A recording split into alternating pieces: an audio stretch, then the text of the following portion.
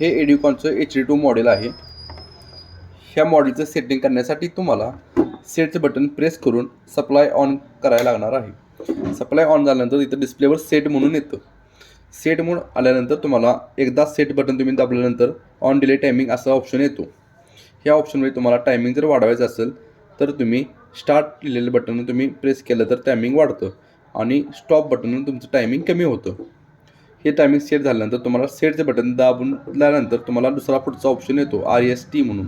RST म्हणजे डायरन restart timing. ह्याचा तुम्ही कमी जास्त करू शकता. ह्याच्या पुढच्या ऑप्शनला जाण्यासाठी तुम्हाला सेटचं बटन दाबून सोडायचं आहे. त्यानंतर तुम्हाला डायरन पर्सेंटेज असा ऑप्शन येतो.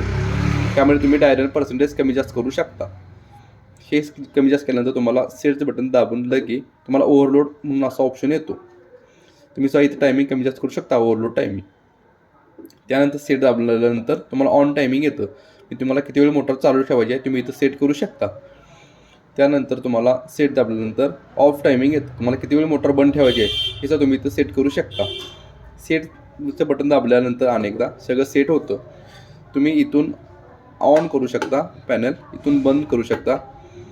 ॲटो मोड टाकलं की मोटर ऑटोमॅटिक ऑन होते. तुम्हाला पॅनलचं रिसेट करायचं असेल तर तुम्ही सप्लाय बंद करून स्टार्टचं बटन प्रेस करून सप्लाय ऑन केल्यानंतर तुमचं पॅनल रिसेट होतं.